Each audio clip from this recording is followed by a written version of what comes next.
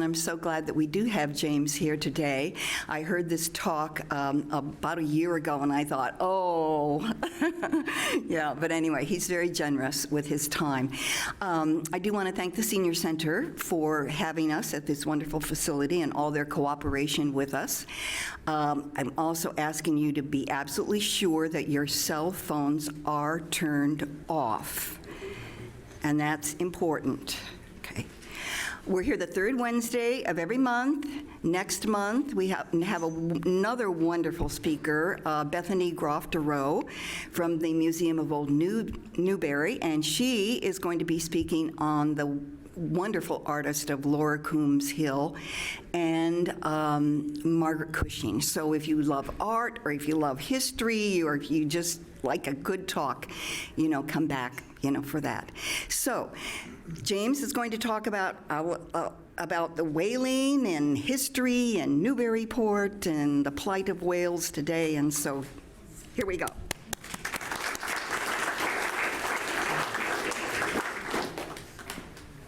Hello, everybody. It's good to be here. I just want to make sure I know how to advance slides. Okay. Oh, and I can do it this way too. Great. Okay.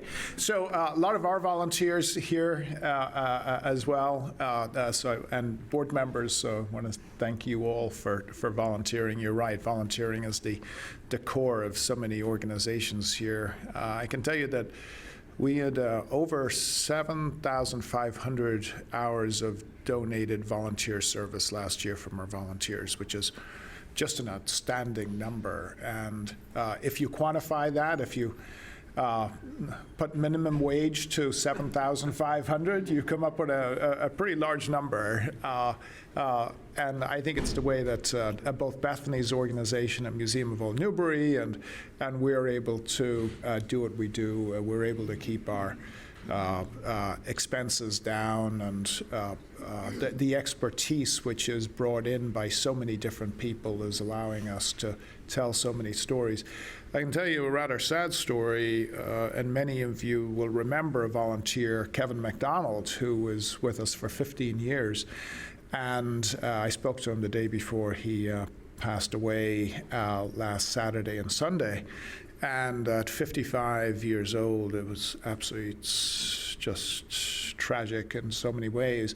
And it just goes to show just how important it is to live our lives and do what we love to do. And he loved being at the Custom House. And you can see his name up on the list here, along with many others who helped in pulling this presentation together. I'll run through, ask questions, feel free to put up your hand as we go through this. I'll try to run through all the slides. I guess, Joyce, I have till, about 5 of 1 or something like that? Does that make sense? Yes, but you can go a little bit over. If people need to slip away, they can. Great. Well, I'm a little concerned about your volume. Yes. How louder or closer to the mic? Get a little bit better? Yeah. Okay. Well, I'll be mindful of the time because Lorenzo's here from Italy, and I think the siesta starts in Italy right around now. Okay, here we go. I'll speak fairly fast. How about that? Just so if we can make this thing move. Well, there you go. Hold on. Get out of this.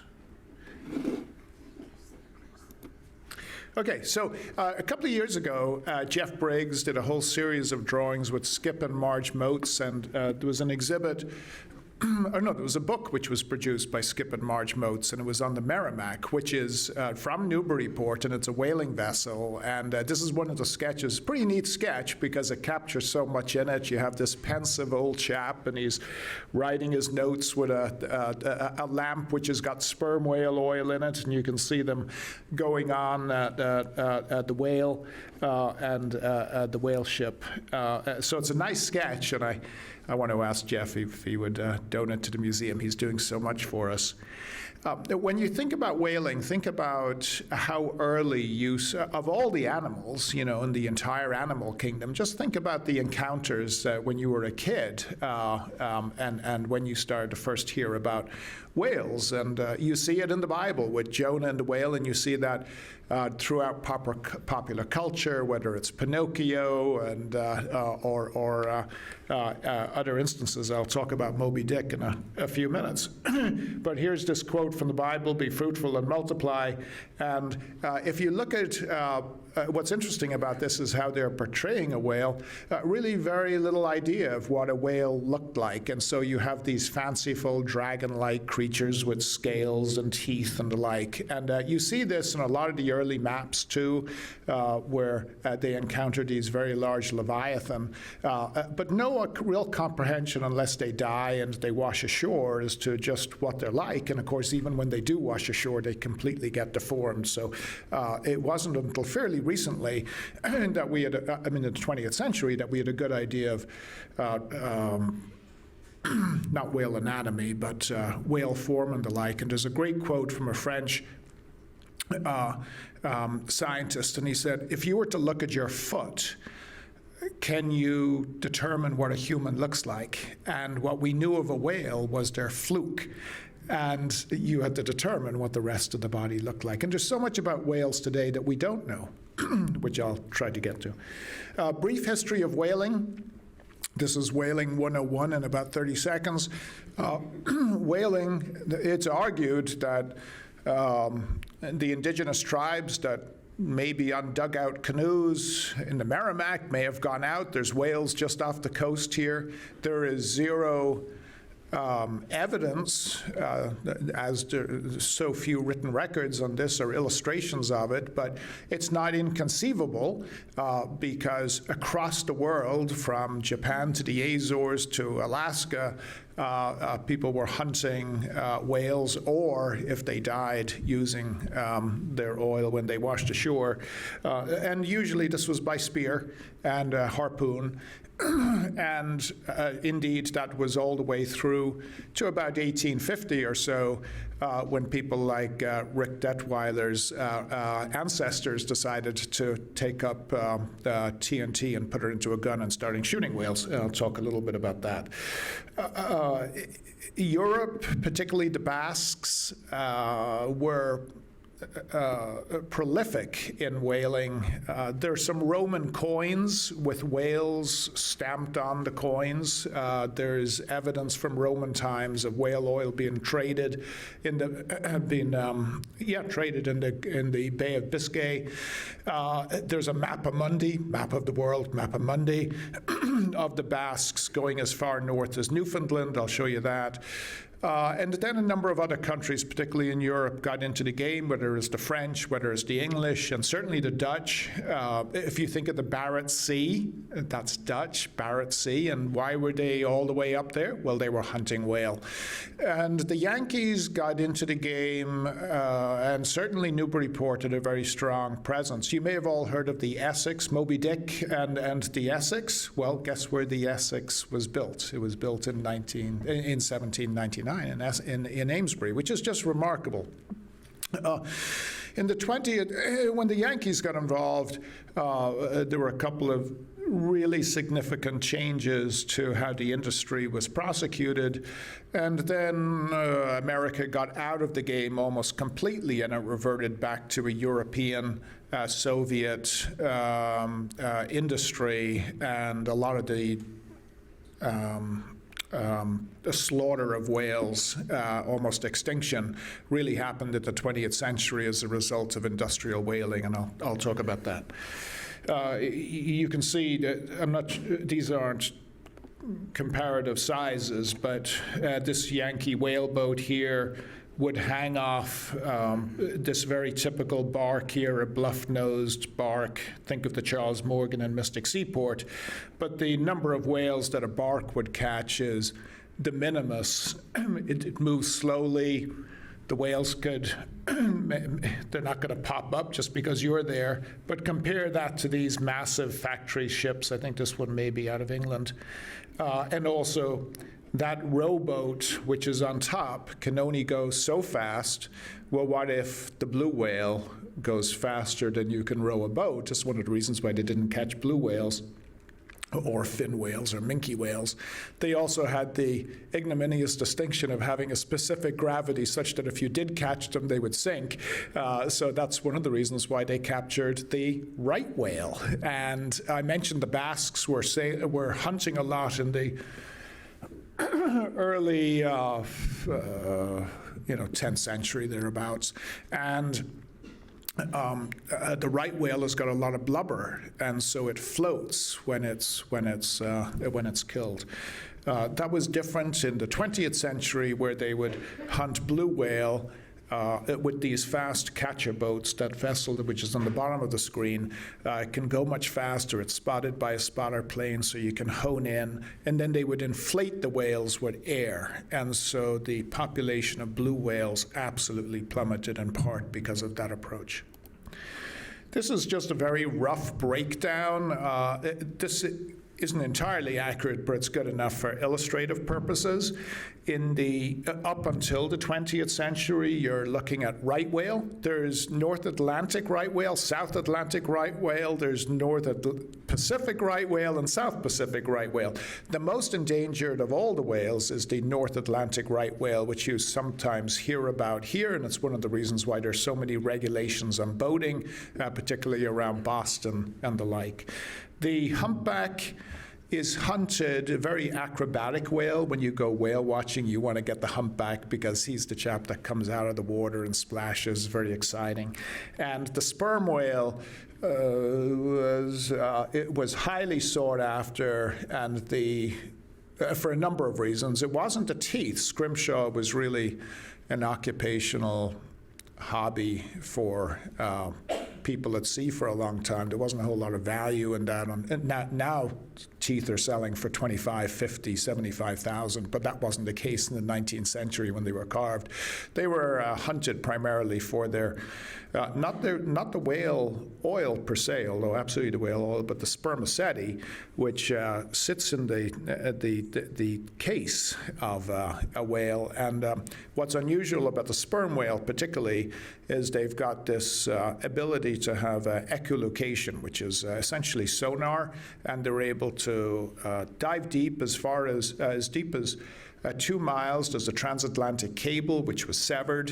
When they went down to fix it, they found that a right whale had gotten his teeth caught in this cable, which proves that they were down hunting, probably squid, down at that depth. Obviously, you're not looking at things at that point, so you're using sonar, and that's one of the reasons why the skull of a sperm whale is almost conically shaped. It's like a radar dish, and to this day, we don't know how that works, but there's a lubrication in the head case, and it's called spermaceti.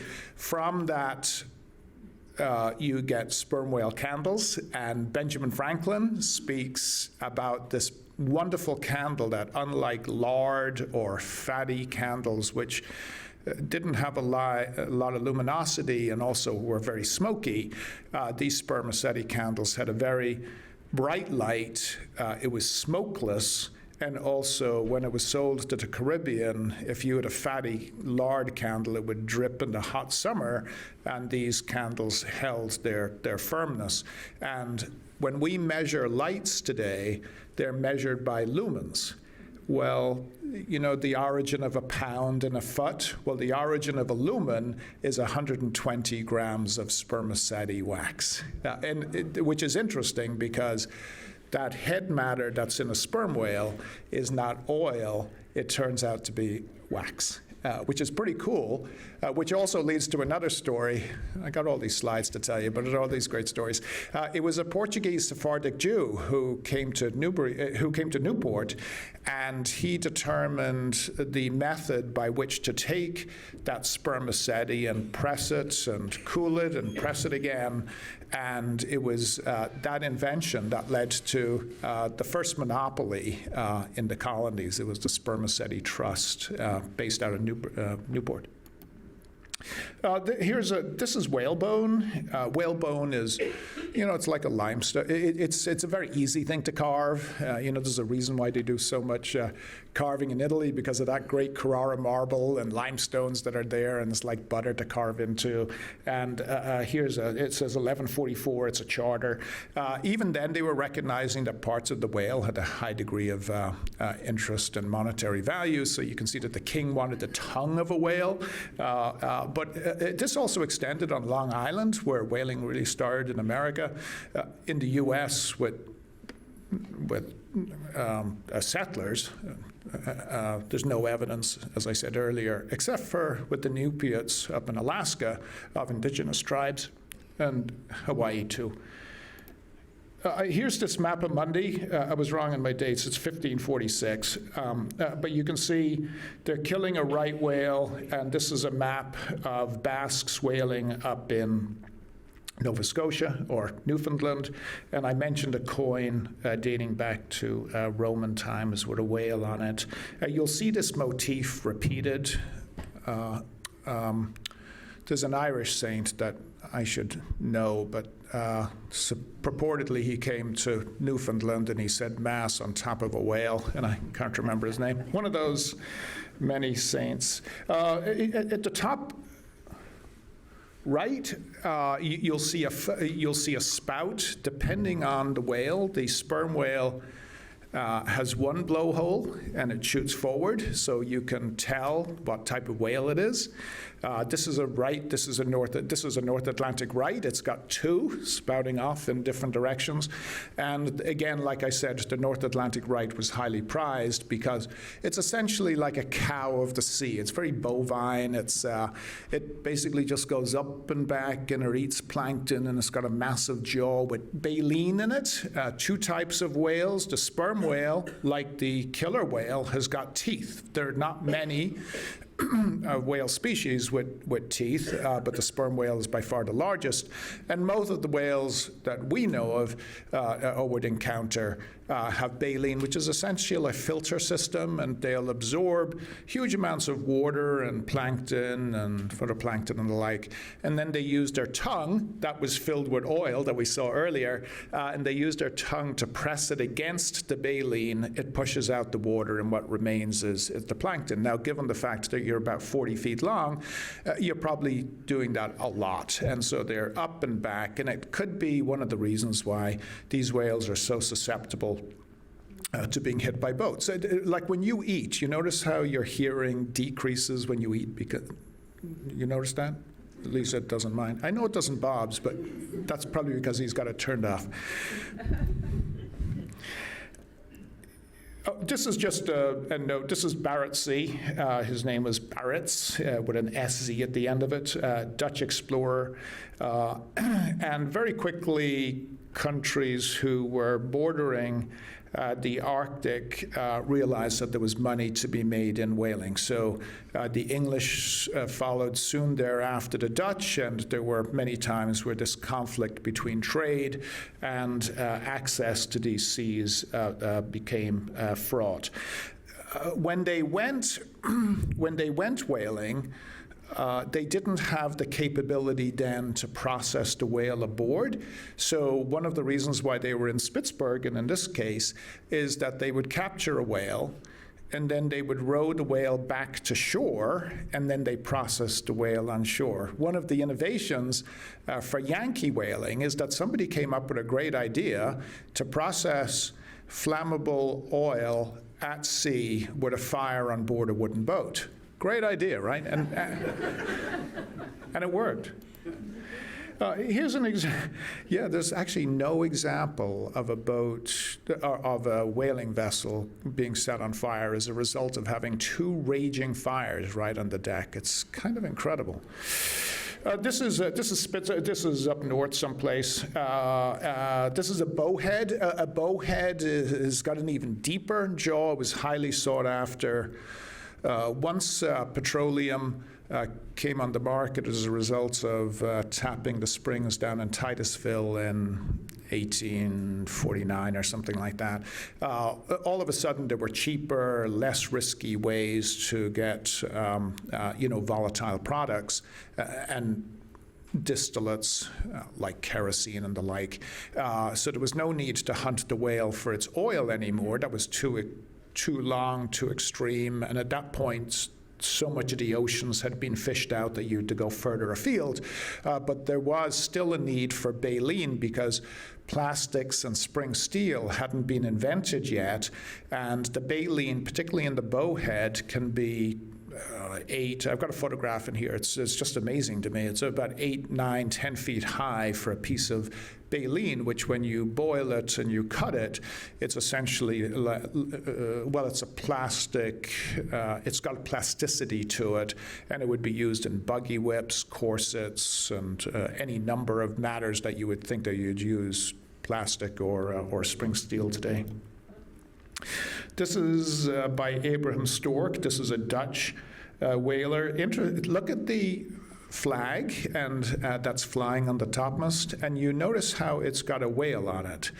So at this point, Holland was controlled by or occupied by the Spanish, and they were trying to suppress any form of nationalism. But if your company, you could still fly your company flag. So what the company decided to do was fly the national flag, but change it by modifying it by putting a whale on it. This is a little form of expression. Now, what's happening here? You can see today we would be aghast at this, right? Because what are they doing? Well, they're hunting polar bear here to the right. They're probably clubbing seals somewhere else. So they're after these walrus over here. You can see the vessel stuck in the ice over yonder. You can see how they tie the vessel up to the boat, and they're beginning to. Well, they're going to bring this ashore to process it, but they've got it tied up here. They've harpooned the whale, and the harpoon just slows it down. You know, like in Jaws, where they shoot the barrels into the whales? Well, it's not killing the shark, right? It's tiring the shark out. Or if you're hunting fox or you're hunting deer, what you try to do is you basically want the heart to explode or get the deer to just run out of gas. And that's essentially what you're doing with a whale, because you'll drive harpoon into it, which then lodges, and then it's pulling the whale boat, and that is over a period of possibly hours will exhaust the whale to the point that it comes to the surface, and then you come in with a lance and you kill it. Kind of gory, right? It's actually better than what happens in the 20th century, which is let's take an artillery piece and blow the hell out of the whale, which is ghastly. Now, I mentioned that whaling happened around the world. Here's a Hiroshige print. It's a great print. There's a whole series of these. But you can see the industry here, right? This is men and women. They're going to town on this bowhead whale or whatever type of whale it is. You can see that they're corralling the whale. They'll beat it into shore maybe, or exhaust the whale, and then they flens it. Flensing is the process of essentially taking the blubber off. I showed this painting because it's pastoral, right? It's a very calm scene. It's by John Ward, English artist. It's exquisitely painted. You see the seal there. You see the two Norwell. The Norwell have got the tusks that rotate, that are spiral. That's they're nerves essentially. Highly sought after, actually. If you've got a Norwell tusk, donate it to the museum. And the only activity which is not benign is on the left over here, and you can see that they're big. See this strip? So the whale is buoyant. Well, how do you process a whale? And so the buoyancy of the whale will allow it to, you know when you peel an apple and you go around and around and around? Well, the whale can rotate. So it's rotating around itself. It's tied to the vessel. Somebody has got to hop on the whale, cut a hole, put a big hook. I mean, the hook is about this height, a forged hook. It gets hooked into the whale's skin, and then chaps use cutting spades to cut strips. They're called blubber strips, almost like bacon. And then you take that bacon strip up. Now, before they rendered the oil at sea, they would cut these strips. Imagine a piece of bacon, just go with that analogy. You put her into a bucket, a barrel. Your boat is filled with these strips of bacon, and then you go ashore to process it. In other words, boil it. So just like bacon, when you put it into a frying pan, that's the end state. The Yankees were able to do all that at sea, as opposed to cutting the strips, putting them into barrels, and then processing later. But here's the next picture. And it's a little bloodier, right? Now, all of a sudden, a lot of what you just saw is dead. They're going after seals, they're going after walrus. Sometimes they will, the whalers will get a head start in the season because of the pack ice in the Arctic. You don't want to go up too soon, and really one of the death knells to the Yankee whaling was when they went up and they stayed up too late, and there was a massive loss of capital. Basically, all the ships were destroyed because they got caught in a storm. But one way to get ahead of the game would be to process walrus or seal. And there's some really heartbreaking stories where there were some Yankees up whaling. I think it was on this side. I don't think it was over on the West Coast. But they were whaling walrus. They were stuck. They were taken care of by, an Eskimo tribe and saved. But yet the next year, that same tribe was depleted or died of starvation because the very walruses that they had hunted weren't there to help them through the winter time. So it's tragic, and lessons I hope would be learned from it. Here is a relatively recent photograph, right? It's not too old. At the museum, we have one of these. This is the Inupiat tribe, and the name of this kayak is called an Inupiaq. It's an Inupiaq. And we had one when I was in New Bedford. It's about 12 feet long, and it's made of seal skin. And at the museum, there's one for the tourist trade. It's about yay size, again made of seal skin. And you can see that they're very proud, and they've just captured their whale. So even though, and the Inupiat tribe in Alaska is by law allowed to still hunt whale. It's written into the Endangered Species Act and the various other treaties, and they're allowed to still hunt whale. When I was in New Bedford, we had a grant with Bishop Museum in Hawaii and also 2 cultural centers in Alaska, and we were in the middle of this. It was before teleconference. It was before Zoom. This is back in 2000s. And it was a big deal to set this up. We'd been working on it for a long time. And everybody comes online. We're all saying hello to each other. And they said, we got to go. I was like, what do you mean you got to go? It just took months to set this up. He says, well, we just spotted our first whale. And they all laughed, and they went and they got their whale. It was pretty interesting. They were killing the whale. Obviously, they needed it for subsistence. And they would, their fridge, of course, is digging deep into the tundra where it's frozen. And that's where they would keep the blubber. And now, of course, that is not frozen anymore. So this is changing their lifestyle. This is an interesting iteration in numbers. It's, of course, sort of asymptotic. Yankees dominated the whaling industry in the 18th and 19th century, boldly departing thousands of voyages, tens of thousands of men, hundreds of thousands of whales, and tens of millions of gallons of oil. Of course, that multiplied in the 20th century. This is 1640. This is one of the oldest prints. It's Southampton, Long Island. So this is a whale that has died and it is washed ashore. I can tell you, if you're a mayor of a town or a city, you do not want a whale washing ashore. The thing stinks.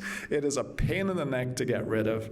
Actually, disposing of a dead whale is a very difficult problem. They've tried dynamite. There's a great video of it on YouTube. Really bad idea, as this video will show you. I think the camera crew was about half a mile away, and they get covered in red.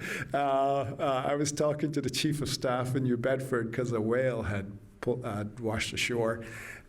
Right on the New Bedford side, and the Coast Guard suggested, well, why don't we just drag it out and we'll machine gun the thing full of holes and it'll sink? And I said, I'm not sure this is really going to help the brand and image of New Bedford, you know, and so how do you dispose is not a trivial matter.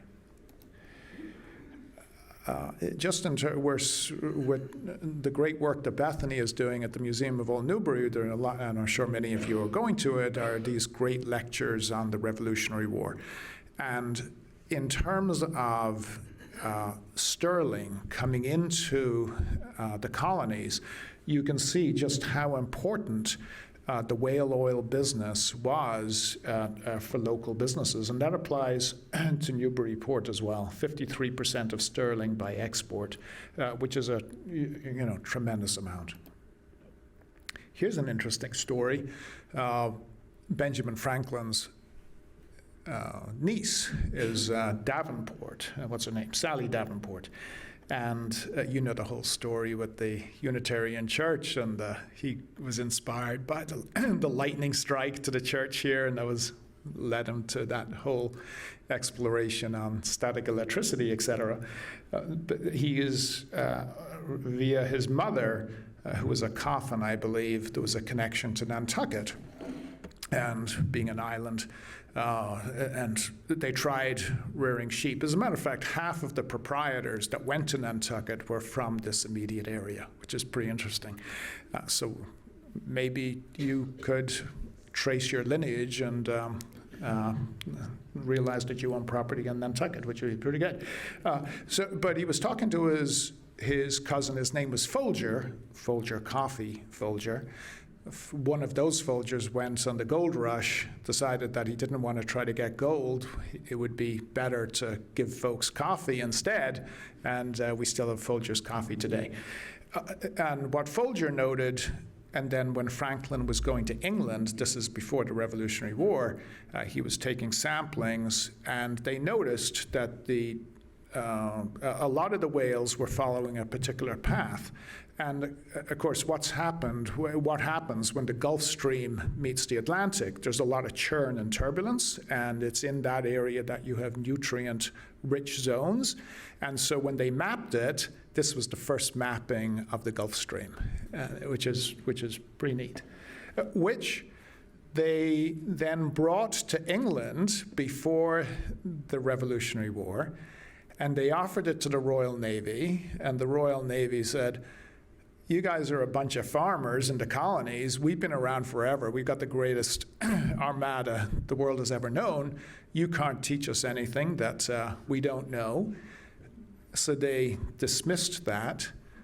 When Benjamin Franklin went to France to develop those relationships, which were so critical to winning the war, they translated the map into French. Spies from France went to England and picked up all the English maps, and it wasn't until about a decade ago that they discovered one of the maps in the bibliothèque in Paris someplace. But it was essentially trading intellectual property, and it was debunked by Nat Philbrick, the author Nat Philbrick.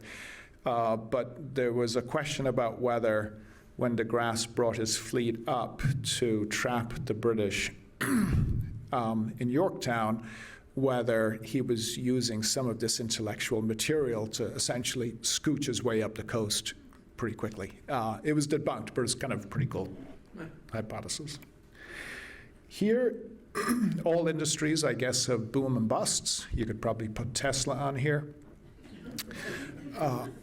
But you can see there were essentially three whaling capitals.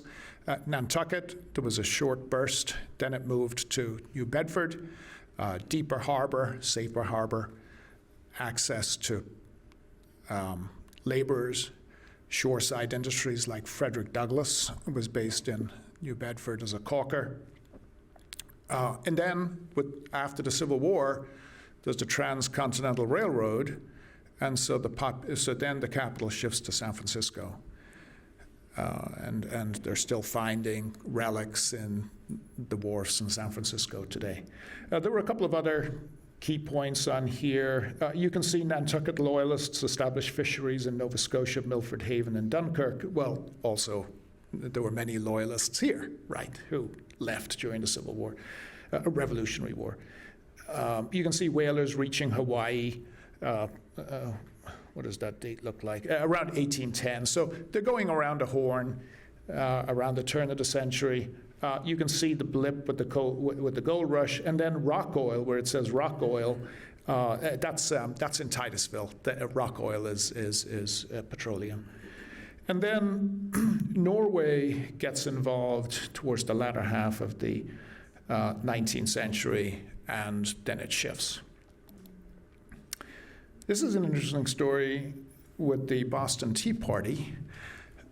In the 1760s, John Hancock inherited a vast fortune, and he decided that he would go head-to-head with the Roach family of Nantucket and later New Bedford. And they both lost a lot of money, but Hancock lost a fortune. And, then a fantastic politician, right? So then a little later, one of the Roach vessels was coming into Boston Harbor with tea, and it just so happens that was the occasion for John Hancock to get up in the bully pulpit. It got everybody very excited, and it was from the Roach vessel that they tossed tea off. So I imagine he was probably having the last laugh there, right? Lighting, UK, in England, the Industrial Revolution obviously preceded the industrial revolutions in France and here and elsewhere. And how do you keep people working when the sun goes down? How do you, as people move into cities, crime increases, so you need lighting, right? And it was largely from whale oil that they were able to, and also for lubrication of many of these machineries that would have a lot of friction. That whale oil just had tremendous uses. Here's the aforementioned comment about lumens. That's a spermaceti candle. Bill Guinan, who many of you will know, he brought in a bucket about a year ago to me, and I what's this bucket? It's made of wood. And I didn't think much of it. And then he said, turn it around. And it said sperm oil in it, and it said 2 cents a gallon or something. That was the bucket that they would fill up at some shop here, and they would bring it to the Plum Island Light full of sperm oil. Pretty amazing. And that was only used for probably around a 10 to 20 year period at Plum Island. So that dates it to around 1860, 1870. And here you go. Oh, the sperm oil, many oils, as you'll know, I mean, if you put oil in your car or whatever, they talk about viscosity. So in the wintertime, you don't want that oil losing its viscosity. But one of the great things about the whale oil is that it took temperature very, very well. In the summertime, it didn't evaporate. In the wintertime, it didn't get sludgy. And refined oils would be used in barometers and timepieces, particularly aboard ships. And again, it didn't, quote, gum up the works, the expression gum up the works, right? Corsets, guys, it is the women's fault here. I just want to state it's because of corsets that whales were killed in the latter half of the 19th century.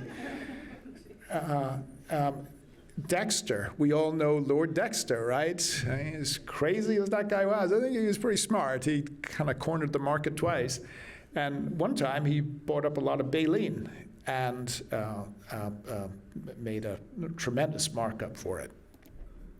Ambergris, when the sperm whale dives, its food of choice is the giant squid.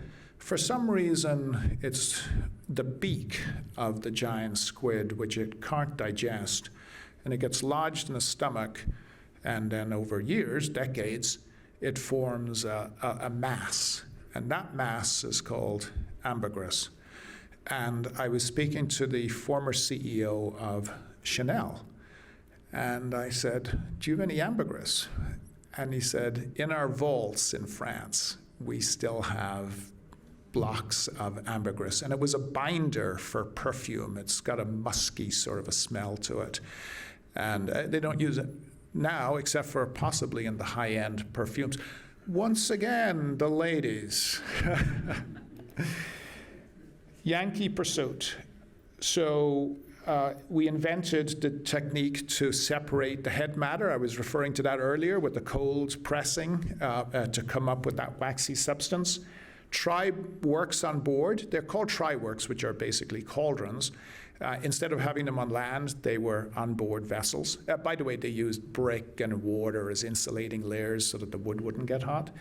The whale boat, instead of like a dinghy that we now know, it's a double-ended, because when you put a harpoon into a whale or a lance into a whale, you want to get out of Dodge as quickly as you possibly can, and so double-ended.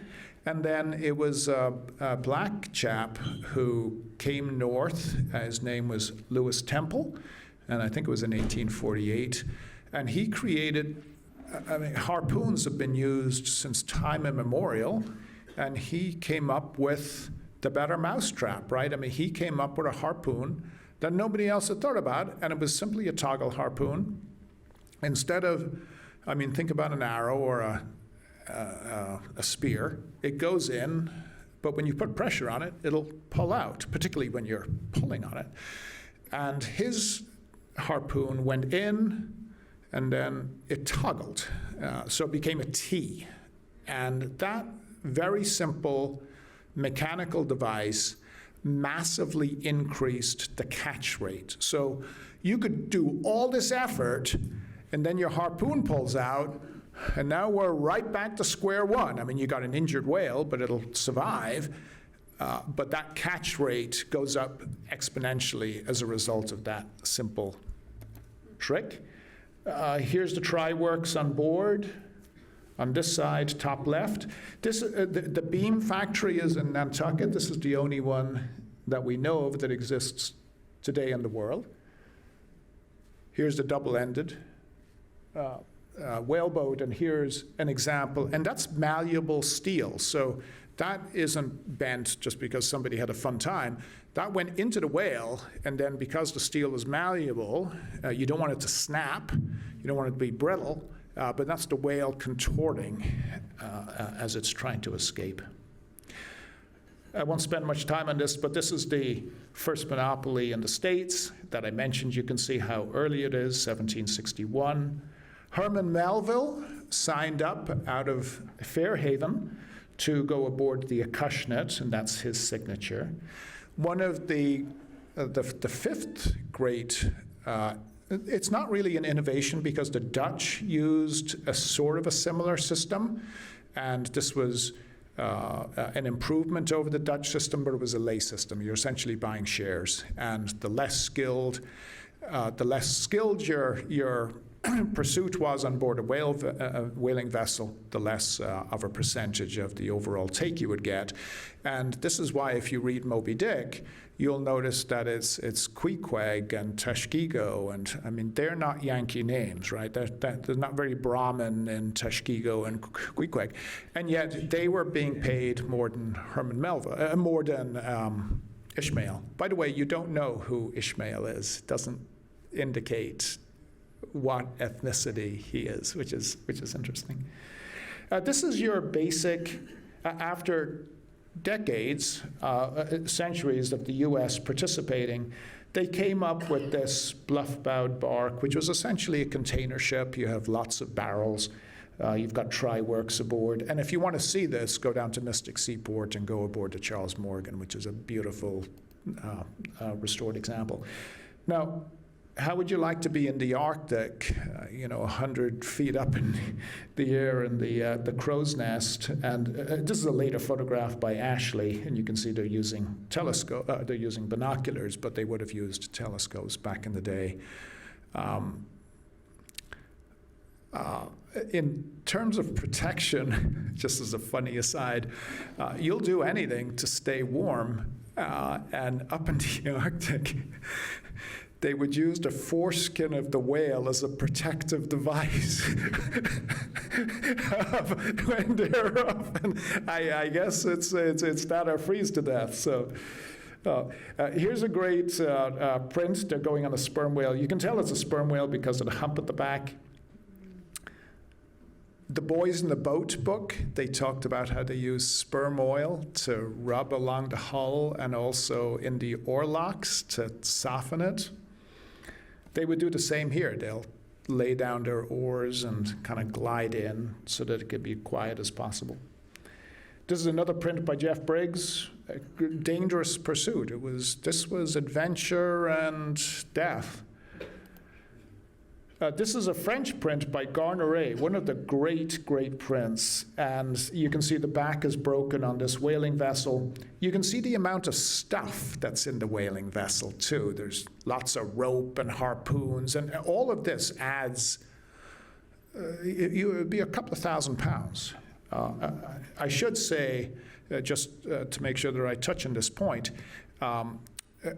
the gunpowder started to introduce itself and replace the thrown harpoon, and you would have these essentially long wooden, guns, and they would shoot out the projectile.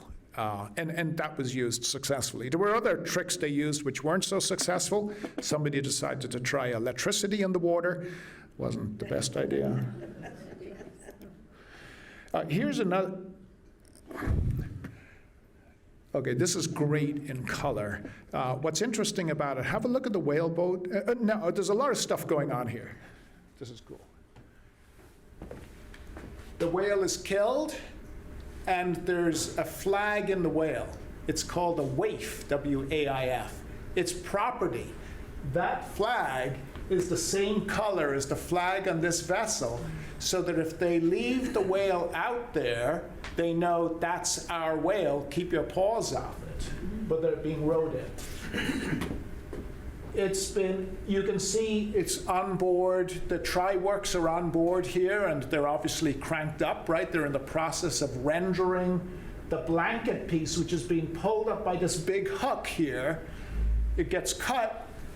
They say, a lot of folks are illiterate, cut it like a Bible. They'd say Bible leaves. And so you end up with essentially a piece of whale oil, a whale skin with blubber, which is cut as thinly as possible because you want your bacon to be as thin as possible, to cook as quickly as possible, to render as much oil as possible, right? Thicker bacon, you don't get as much. You now know the type of whale it is, right? First of all, it's a baleen whale, and probably a North Atlantic right, not the prettiest guy around. Now, what you may not be able to tell here, but I think it's obvious here, you can tell the ethnicity. This is a black sailor on board, and there's I think this chap here is black too. So it's pretty interesting. And then there's other stuff here, which is just, but if you see those prints, definitely pick one up. It tells the entire history of 19th century whaling. No OSHA regs. You can imagine the amount of blood that has been kicked out by this whale as it's being flensed, and the whales will come a-calling. And so when you're on a cutting-in stage, there's the hook I was telling you about. There's the blanket piece. And then they're standing. Now, this is you're at sea, just to make sure you understand what's happening here, with a hook, with a really sharp cutting tool, with sharks about 3-4 feet below you nibbling away. Kind of crazy. Here's a chap going on board, a sperm whale, and then they'll cut off the lower mandible, your lower jaw. There's a section of a right part of the mandible at the museum. A great apprentice. He's in the high school. He's going to be in high school. He's at River Valley now. Parker Jackman, and it's missing all the teeth in the mandible that we have. So he's made 3D printed teeth, which go into the socket, and so kids will be able to literally put plastic 3D teeth into sockets. It is absolutely the neatest thing. Value chain, wood comes from up in New Hampshire, right down the Merrimack. You get highly differentiating, high skill base here to build these vessels. And then they go to Nantucket and New Bedford for, again, where they're differentiating, which is skilled labor in the particular aspect of whaling. So just some snapshots here. 17,000 whaling voyages over 200 years, give or take. 56 vessels built in Newburyport, Salisbury, Amesbury, Haverhill, and a couple of highlights. The first vessel leaving Newburyport, 1784. The Merrimack that I had mentioned earlier, we've got a fair amount of information on. Even Bradbury is Bethany, one of Bethany's ancestors, and she's got a lot of information on him.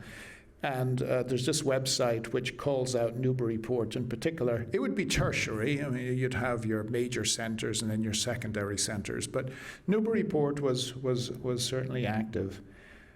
I won't go into detail here too much just because of the time, but there is a database where you can track down the number of vessels and where they're from. And here's a painting by Benjamin Russell, no relation. And it's of the Milo, which says out of New Bedford, but it was built in Newburyport. I mentioned the Merrimack earlier, and you can see this is a global industry. And this is they'll go to the Azores, they'll follow the trade winds, easiest way to get provisions. They may leave with a light crew because it's cheaper to bring crew on from the Azores or Cape Verde. It's one of the reasons why if you go to New Bedford, there's a very large Cape Verdean and Portuguese community, because guess where the boat comes back to? And then chain migration takes place, right? They tell their friends, they tell their families, and even though they're archipelagos, you can pinpoint the towns and the islands that they come from. It's pretty cool. So a lot of the Portuguese in New Bedford would be from Faial or Pico. If you go to Fall River, it was later, so they tend to be from Funchal. This is a snapshot of whaling across about 150 years.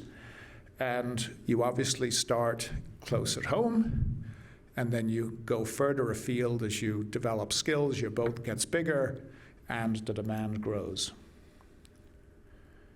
This is a sketch by Tom Nicholson, I think, Tom Nicholson. And this is him describing the Essex getting hit by the whale. And you can see what it's based on. It's based on a book called Mocha Dick, which was a white whale of South America. But also, there's Guernica, not Guernica, help me out here, what's the name of this painting? Great painting, it's in the Louvre. But this idea of tragedy at sea. And by the way, cannibalism was not uncommon. There was the law of the sea, which respected that, it's like the plane crash with the rugby players in the Andes, right? I mean, you have to do what you need to do in desperate situations. This is a note from Kerry Poirier, who is one of our researchers, and she was able to delve deeply, because I'd asked her, do we know of black sailors who left from Newburyport? And indeed, she came up with some evidence, not a lot, but she was able to find her in the historical record, which is pretty cool. Joyce, I'm not going to get through every slide here, but it's 1 o'clock now, so would you like me to go another 5 minutes? Would that? Oh, yes. You good? If you need to slip out. Keep going. 15 minutes, okay. Just wake up Richard at the back, would you? Richard does all our Coast Guard work at the museum, and those great flags that are there, all thanks to Richard. And you're going to see him shimmying up the flagpole, too, because it's got stuck at half-mast, and we can't get it down. So we need somebody lighter than me to go up there. Reasons for the decline of whaling? Guess what? Same all over, right? You've got gold rush drawing people from here to the West Coast, and of course the boat building that came along with that here. Fires, ubiquitous, right? Whether it's England, wherever, San Francisco, sure enough, in New Bedford, in Nantucket. Sorry, there was a Nantucket fire to Newburyport. And then you've got the sandbars. And these sandbars, one of the reasons why whaling went from Nantucket to New Bedford was because of the sandbar. One of the reasons why vessels could only get to such a size in Newburyport, again, is because of the sandbar. So they would be built, but then they get outfitted elsewhere. There's a photograph of Titusville in Pennsylvania.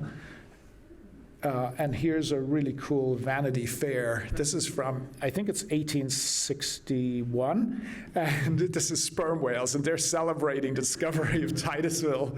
I didn't work out that well for them. Do you remember I said there was a photograph in San Francisco of baleen from the bowhead whale? That is a field of baleen from the mouths of bowheads. That's a lot of whale kill. And you can see the large clipper ships. I mentioned that there was decimation of capital stock. I mean, imagine if your factories all went on fire at once. Imagine if you have, I mean, this is just devastating because of the investment in these vessels. 33 were lost in 71, and then there were even more lost the next year. Whaling continued. This is Pico. One of the reasons why Pico was a destination was when you follow the Gulf Stream, you're looking for anything which looks like land, and Pico is this massive dormant volcano in the Azores, and you would see it from miles away. It's in a lot of paintings and sketches of the time. Their whaleboats were slightly different. The island is your whaleboat. You don't, because it's volcanic. Guess where they whale? Iceland, volcanoes. Japan, volcanoes. Azores, volcanoes, right? So you have Hawaii, volcanoes, right? So you have these deep troughs, and the whales come close to shore. So you don't need to go halfway around the world to kill a whale. They're coming right to you. So one way that the business is differentiated, instead of those waifs that I talked about, they paint their whaleboats bright colors, and then spotters on land can say, oh, that pink whaleboat is mine, or that blue whaleboat is mine. And there are fleets of these. This has now gone from swords to plowshares, and there are races in New Bedford and in the Azores where they race these great vessels, and they're really overpowered. I mean, they're massively overpowered rigs with no keel, no centerboard. Sorry, they have a keel. They don't have a centerboard. Great vessels.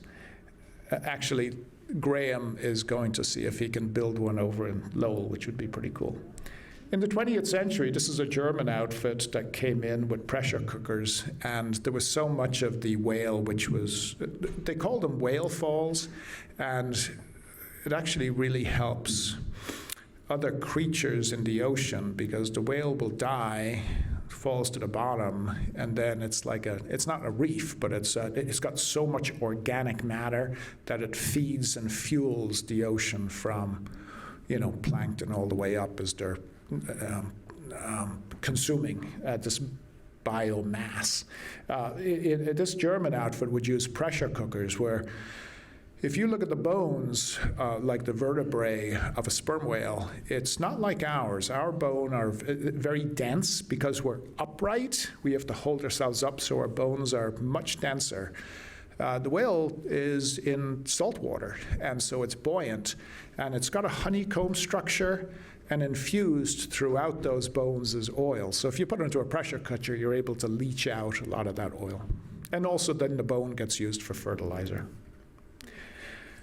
Ireland had 2 years in whaling history, which was a resounding disappointment and failure, but there's photographic proof. Here are the big bad Norwegians. When you are going on a wooden whaling vessel with a little harpoon, okay, but when you're on a metal vessel going at about 30 knots with this bow-mounted artillery, your whale kills just skyrocketed, and you can see the stats here.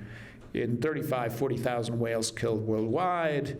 If the 700 American vessels at sea killed 45 whales, which would be a lot, it's eclipsed. And this is why. Spotter planes, large vessels. And I mentioned how they inflate the whales. Here you can see how they're massively inflated. I'm nearly at the end here, by the way. I put this in only because Ukraine's in the news, but the Soviets massively, guess what, lied about the number of whales that they killed.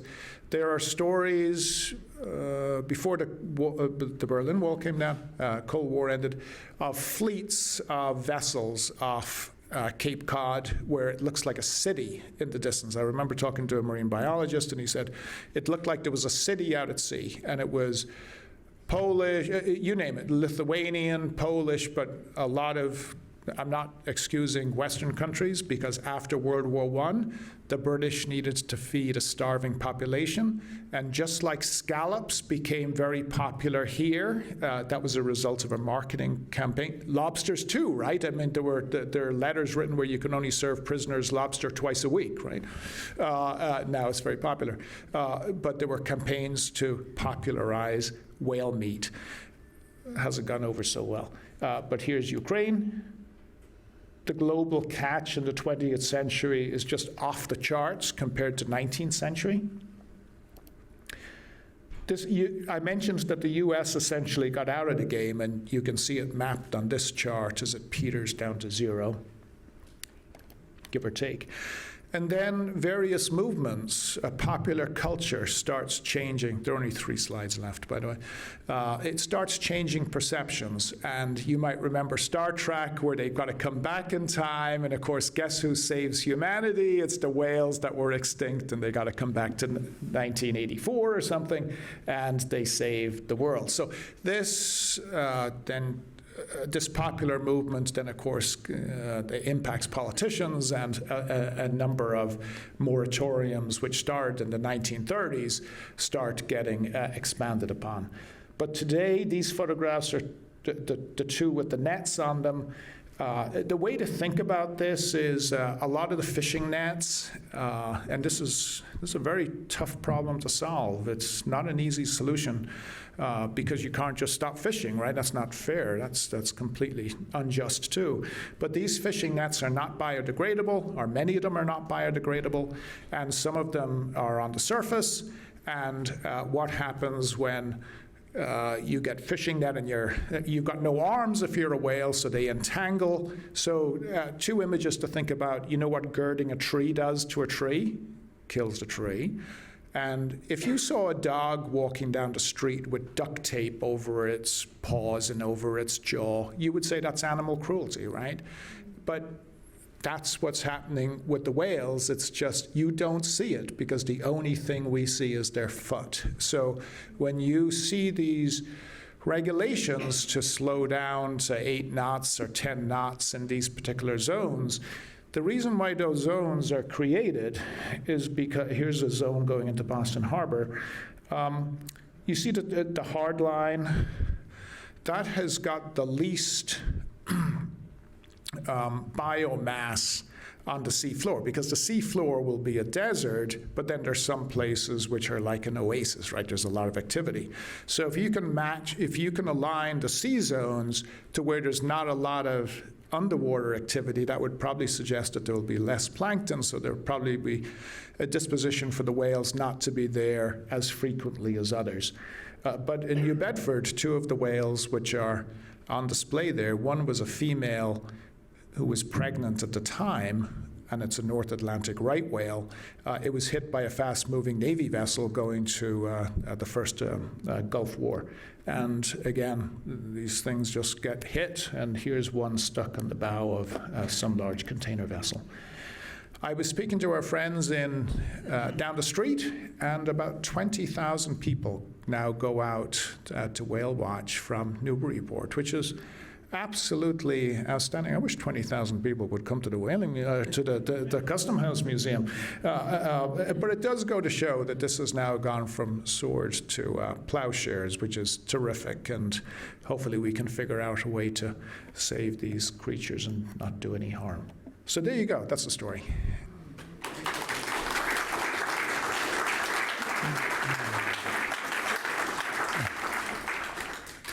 You can leave if you want to. I'll take questions. One interesting article that I just read, I believe in Smithsonian Magazine, a new identification of a whale discovered in the Sea of Cortez, I believe.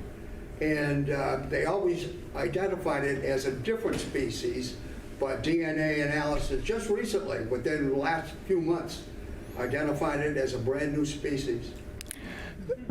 I didn't study the article, but I did see a reference to it. Interestingly enough, in Baja, California, that's where the gray whales breed. And a lot, so there was a chap called Captain Scammons back in 1870 or 1880 or so, and he wrote the first treatise on actually saving whales. It was from a capitalist point of view. He said, if we keep killing all the females where they breed, we're going to put ourselves out of business, so maybe we should start putting some limits on it. But it's interesting, it was because of the gray whale in California that this started.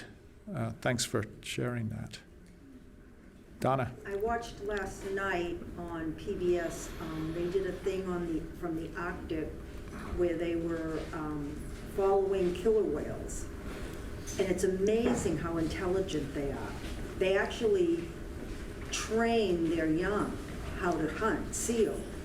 And they, like there were 5 in this pod, and they were like, there was a seal on a very large floating piece of ice. They couldn't get at it. So they just kept going under it until the wave threw the seal off. Yeah, there's so much we may never know about the whales. The sperm whales have similar patterns which are interesting. How they protect their young, for instance, how they sleep, how they communicate. And certainly a lot of, for instance, underwater testing, which creates loud, almost like ocean basin noise, is something that can impact the sperm whale. So, I mean, imagine trying to have, a good sex life if you're in a nightclub with the music blaring all the time. It's kind of a little difficult to procreate, right? So, I mean, it's things that it's amazing how much we don't know about it, but simply drilling underwater is creating a large amount of noise, which is in the habitat, particularly as take the North Atlantic right whale, which goes from Jacksonville to up around here, Bay of Maine, and it just does this all the time, and that would be impacted.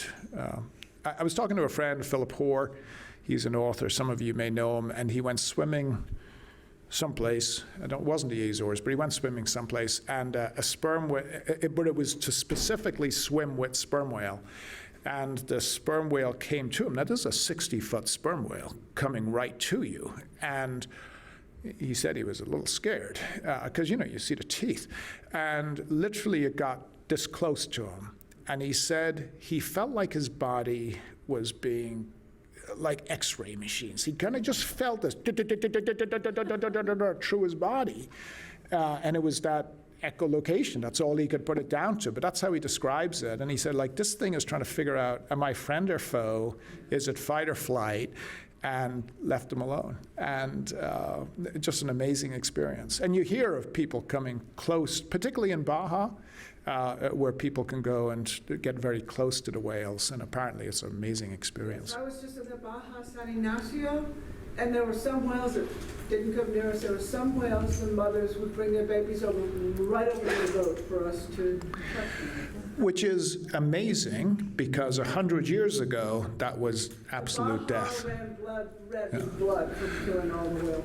Well, this is a true story, but because of the maternal instincts of the female sperm, the Yankee whalers would try to kill the calf, because by killing the calf, it attracts the mother to defend, and of course, that's what you want. So there's a...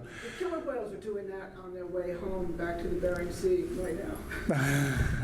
Right. It's amazing. 1, 2. Yeah. I noticed that when you were speaking about the oil that's in the spine of the whale, what is the content of that oil? What's it made of? Is it fish oil from all their food, or what makes up that oil?